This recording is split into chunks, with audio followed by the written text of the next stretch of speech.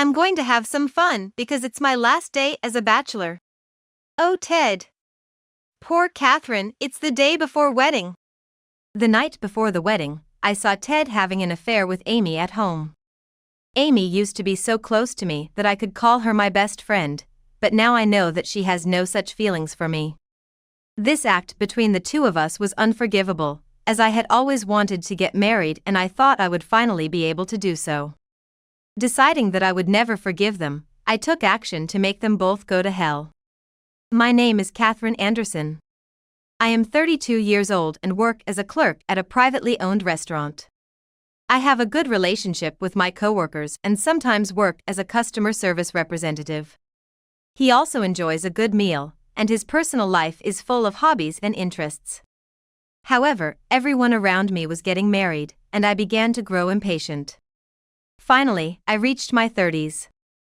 I had never been in a relationship and did not even know any men. People at work were all getting married, and I began to feel even more impatient. Whenever people at work or friends invited me to their weddings, I became more and more frustrated that I could not go on like this. I rarely went outside of my home and office and had no chance of meeting anyone at all, so I became impatient and anxious to get married. At that time, an acquaintance who knew of my situation introduced me to a man named Ted White. Ted was 1 year older than me and worked for a reasonably well-known company. When I met him on a trial basis, I found out that Ted also wanted to get married soon. Ted was cheerful and smiling, and my first impression of him was a good one, so I felt a little at ease with him. Then, we struck up a conversation based on the commonality of being impatient to get married, and we hit it off. After meeting several times, we finally decided to start dating on the premise of marriage. We both had the same values about marriage, and we said to each other that we wanted to live our lives helping each other. I felt that I could be a good partner with this person, and I felt lighter now that I was free from impatience. I was upbeat and determined to work toward marriage. We immediately started living together. Since he had been living alone, we were able to share the household chores well and live without any stress in terms of living. However, there was one problem. Ted often forgot appointments and plans. Since the relationship was based on the premise of marriage, they had started preparing for the wedding at the same time as they were dating. We had been making plans and taking action for that purpose, but here we found out that Ted was not a planner. Even when he made plans, he would forget or cancel them. I had to warn him each time. There were times when I was the only one who could do something that was supposed to be done by the two of us. I felt angry at Ted because of such incidents. Still, I continued dating, in large part because I was in a hurry to get married if I broke up with Ted. Ted was also remorseful that things were bad enough as they were, so I felt I wasn't good enough to break up with him. Come on! Didn't I tell you properly? How many times do I have to tell you? I'm always sorry. Thank you for reminding me. Ted was also sorry and seemed to want to fix it somehow. He had also heard from his in-laws that even this was better than before. My in-laws are good people who care about me in any way, so I was sure that Ted would change. All I had to do was to be firm, and Ted was sorry for what he had done. Of course, there were many times when I felt disgusted with Ted, who did not improve easily. However, every time I paid attention to Ted, he would thank me, and I felt as if he was relying on me, and a part of me was happy about that. So each time I did this, I tried to be firm and felt that I wanted to help Ted. I knew I was being naive, but the thought of leaving Ted never occurred to me. However, with 3 months to go before the wedding, Ted began working late on more and more days. He was also away from home on his days off and began to leave most of the wedding preparations to me. When he works overtime too often and comes home in the middle of the night more often, he is indeed suspicious. Until now, even when both of us were working, we were able to have dinner together and spend time together in a relaxed manner, but recently I haven't been able to have a proper conversation with Ted.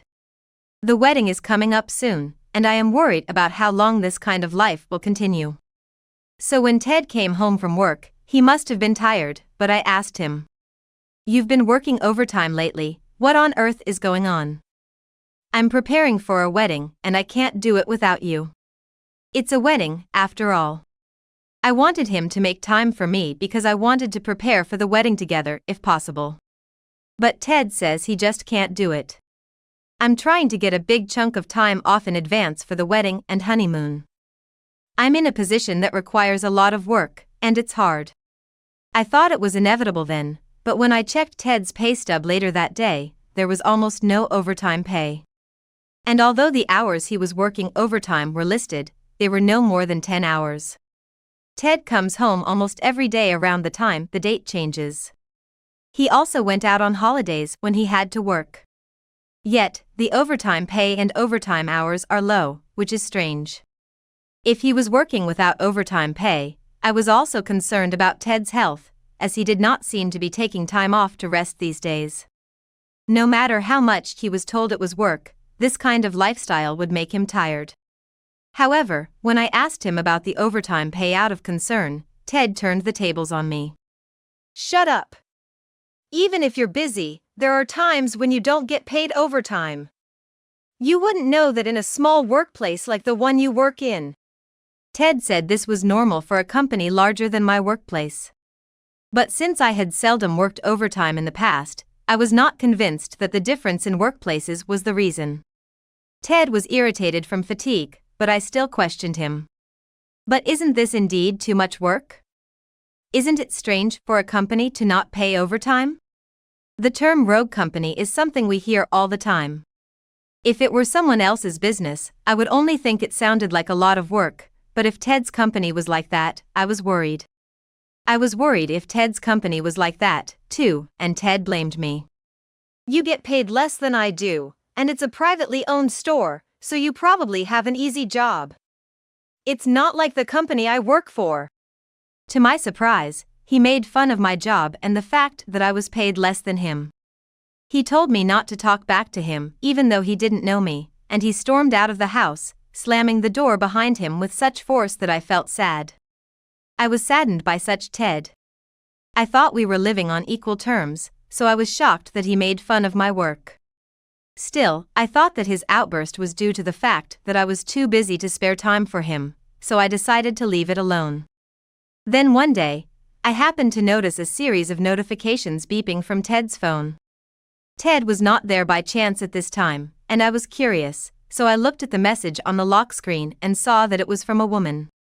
She said she was busy with work, so I thought it was work-related, but the content seemed to be friendly. The message did not use honorific or polite language, and the content of the message was like that of two lovers, saying that they had a good time going out together. Since I did not know the password, I could not check the details, but the contents sent by the other party were displayed. Looking at the contents, it seemed that Ted and this woman were meeting for something unrelated to work, and my suspicion that they were having an affair grew. Moreover, the other woman's name was someone I knew. It was Amy Kirkshaw, whom I used to consider a close friend. Amy and I were good friends when we were students, and even though we didn't see each other as much after that, we kept in touch. When I told her I was getting married, she wanted to know who I was getting married to, so I introduced her to Ted. After 6 months of dating Ted, I had gone out to dinner with him to also introduce him to Ted. However, at that time, there was no pretense that she was targeting Ted, only that she was interested in him because he was the man I was going to marry. So you're finally getting married. You used to be so shy that you couldn't even talk to boys. I'm so glad you met the right one. Amy was talking to Ted in a high-pitched, flirtatious voice while speaking about my school days. But I'm sure we didn't exchange contact. How long had we had this kind of relationship? Thinking back to the past, I froze in surprise at the fact that Ted was having an affair with Amy. I hoped that I had been mistaken. Finally, it was the day before the wedding. Ted and I finished final preparations for tomorrow's wedding and went our separate ways. The venue for the wedding was close to our house and my in-laws' house. We planned to wake up early tomorrow and head to the wedding venue. Such a familiar place, but far from my parents' house. Therefore, I had reserved a hotel room for my parents. When I decided to stay at a hotel, my parents, who usually do not travel far, told me that they would head there slowly the day before the trip. Around evening, I received a call that my parents had arrived at the nearest station. At that time, there was still some preparation to be done, but Ted was very considerate. I could handle the rest by myself, so you should go pick them up. Since you came all this way, go and spend some time slowly. Since my in-laws were neighbors, I saw them often, but I had only met my parents once recently, for a face-to-face meeting. Perhaps Ted thinks that since he is always close enough to see his parents, it would be a good idea for me to spend time with them. Thank you, take care of the rest. Ted had originally suggested that if my parents came to visit, I should take some time to spend with them slowly before getting married. Although I kept in touch with my parents, I rarely saw them and spent time with them. So, since he recommended it, I went out for dinner with my parents. It was before the wedding. The main topic of conversation was tomorrow. Since I am an only child, my parents were deeply moved by the thought of their only daughter getting married. Time flew by as we talked. Seeing my parents happy made me look forward to tomorrow even more. After the meal, I dropped them off at the hotel where they were staying and headed home. It was around 10 p.m. when I arrived home. Ted might already be sleeping to prepare for tomorrow. I entered the house quietly and was about to say hello, but my breathing stopped for a moment when I found something unexpected. There in the foyer was a pair of women's shoes that did not belong to me. Ted is supposed to be home, which means he is home with a woman in strange shoes. I entered the house quietly, nervously exploring the house, even though it was my house. Then I heard talking in the living room across the door. I approached cautiously, careful not to make any noise, and asked her what was going on. From the sound of the voice, the woman seemed to be Amy. I had never invited Amy to my house before, so I was surprised as to why she was there, but I sneaked a look through the door into the living room and soon found out what was going on. I'm going to have some fun because it's my last day as a bachelor. Oh, Ted. Poor Catherine, it's before the wedding. As I said that, the two of them were engaged in an act of flirtation. I had no idea that they would be doing this act in the house I was coming home to. Puzzled and surprised, I froze for a moment. But I quickly regained my composure, turned on my phone and opened the contact app without them noticing. I had created a group so that my in-laws, my parents, me and Ted could communicate with each other, so I put a call in there asking them to watch quietly from now on and put it on video call. Ted would not notice the video call because he was on silent mode and did not have his phone in a position where he could see it. The video call then relayed the scene of their affair to my parents and others. When I had taken enough to know it was evidence of cheating, I stopped the call and secured the door to the living room so that the two of them could not leave the house immediately. I then quietly walked out the front door and took one deep breath to calm myself. I was so shocked to have seen the scene of the affair, and so braced to make sure the two of them didn't find out, that I took a slow breath to soothe my noisy heart. Then, outside the house, I called my parents and in-laws again. I'm sorry it's so late, but the video you just saw was taking place at my house. Can you come over to my house right away? I further explained the situation over the phone and asked them to come over, and they informed me that they were on their way. And when they came, my parents and in-laws looked nervous and grim-faced. I thought they would notice that the door would not open until my parents arrived, but they did not. I wondered if they thought it would matter if they noticed me. With these imaginings, I reflected on the memories of my time with them and slowly began to feel angry. I knew that I was going home, too, and that they were cheating on me at home, which I could only assume made me look like a fool. Therefore, when my parents arrived, I had already decided that I would not tolerate anything they said. Then we looked each other in the eye and entered the house with full of disbelief towards Ted. They were surprised and flustered when we vigorously opened the living room door with a hint of tension in the air. Why are you here? What? The two of them were dressed but in disarray, and their room was in such a state that we could tell what they had been doing here. I could see the in-laws' brows wrinkling at the unspeakable state of the two of them. Ted did not expect his parents to come, and he spoke to them impatiently and as if nothing was wrong. What's up with you guys all together at this hour? He smiled awkwardly. He is in such a state, but does he think he can fool me? Before I could retort to Ted, my in-laws got angry first. What's wrong with you? Do you have any idea what you were doing?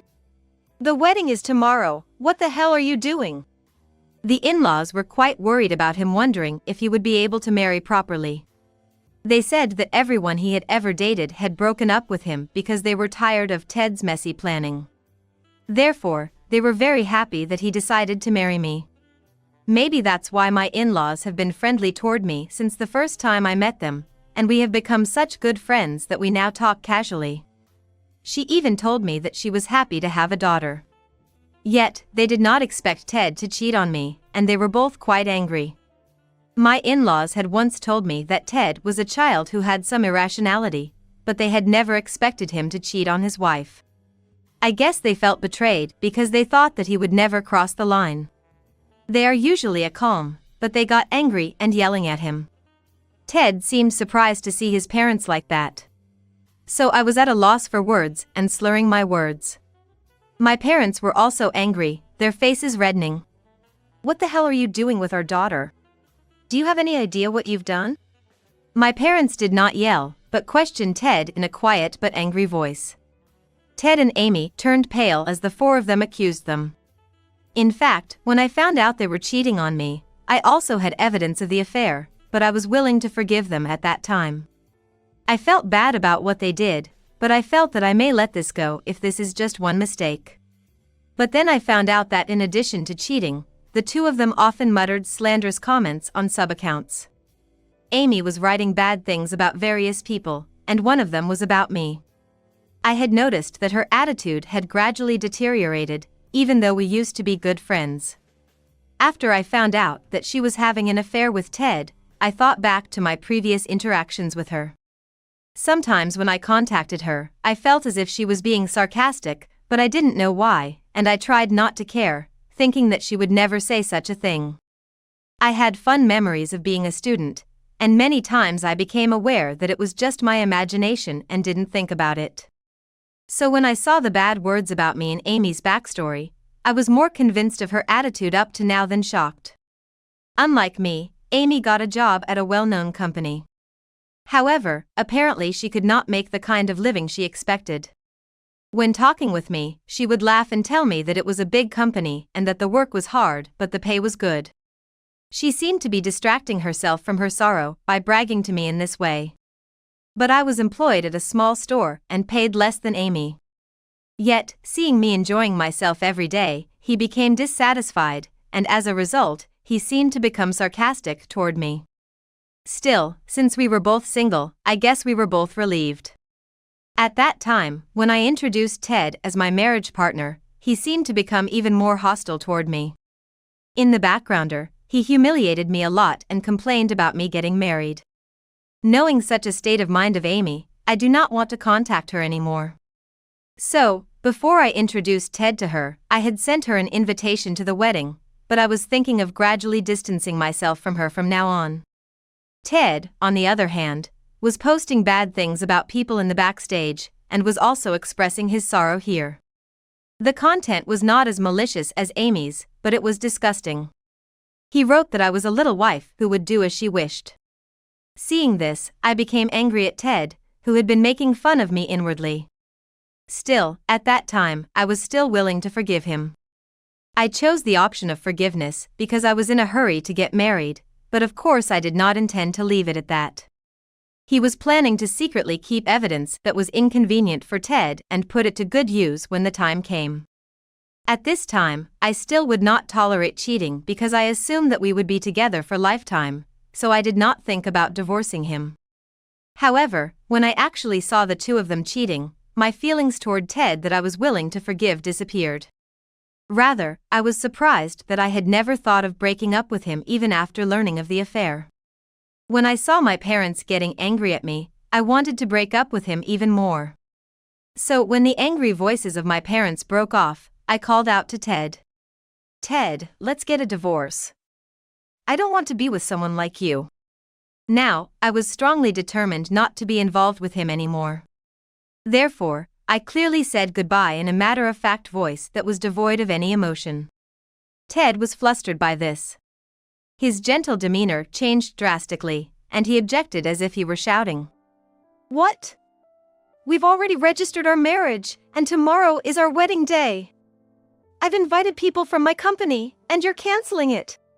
Ted seems to be the first one to worry about his own face after being told of the divorce as well. With these words, you can tell what he thinks of me. If they were married, Ted would not be willing to help each other. I was appalled by such a Ted. How can you say such a thing after hurting me? Do you think I don't know anything? These are not the words of someone who cheated on me with impunity the day before our wedding. Did he think that since we were registered, I would not divorce him easily? Ted was surprised that I had initiated the divorce, as if it had never occurred to him, which I found surprising. And when I further told him that I knew about the affair and the backstabbing, Ted awkwardly fell silent for a moment, as if he did not think I knew.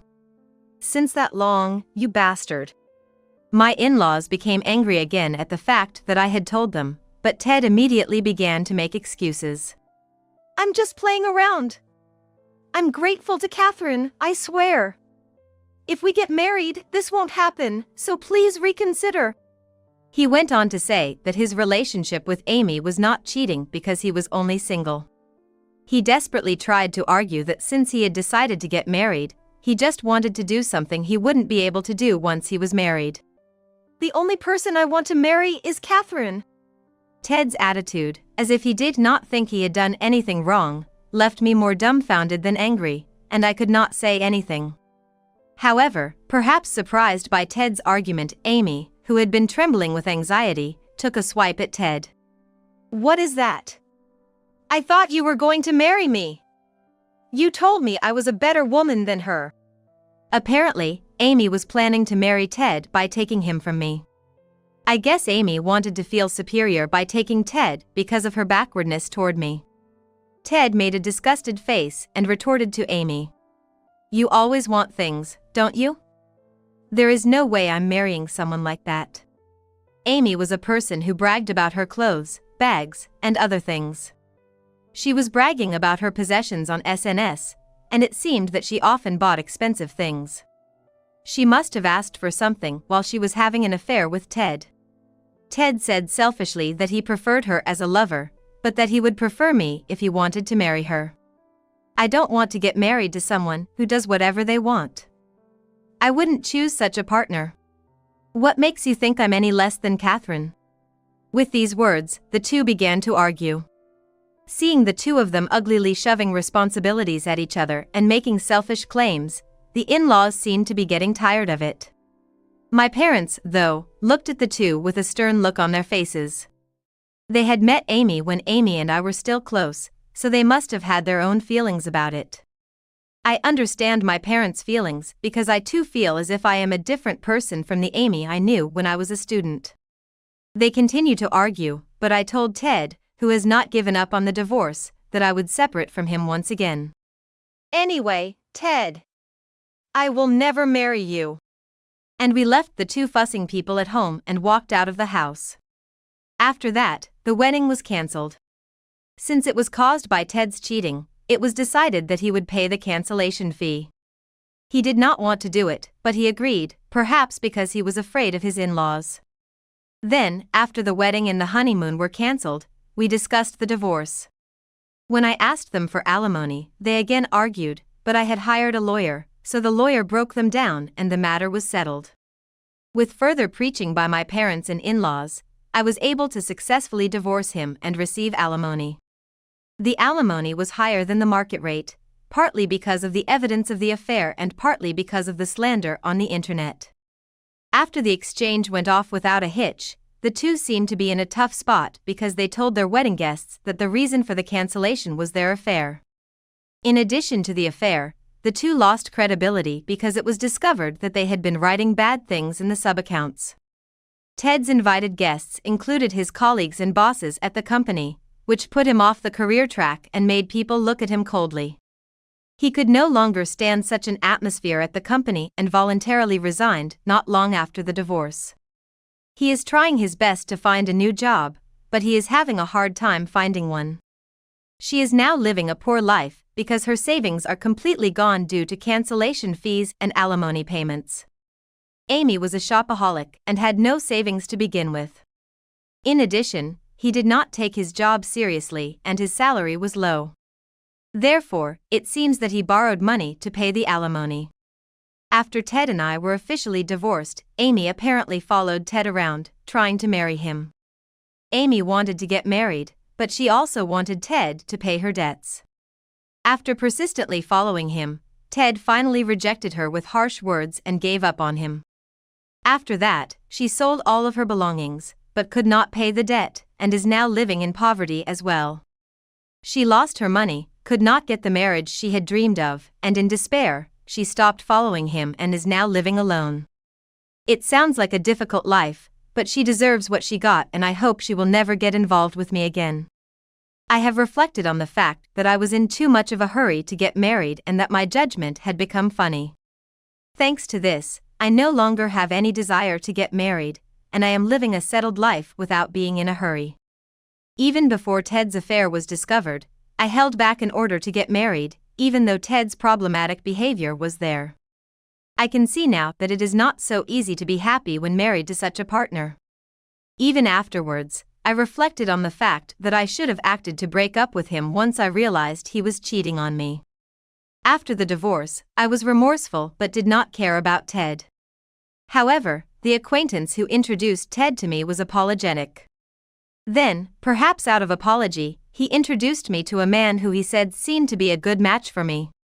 He said it was because he remembered how depressed I used to be that I didn't have any male friends. When I tried to meet this guy, we started as friends because we had the same interests and we enjoyed talking. I feel I enjoy it even more now that I am no longer in a hurry to get married. I now feel that I don't have to force myself to get married, and while enjoying my life to the fullest, if and when I do decide to get married.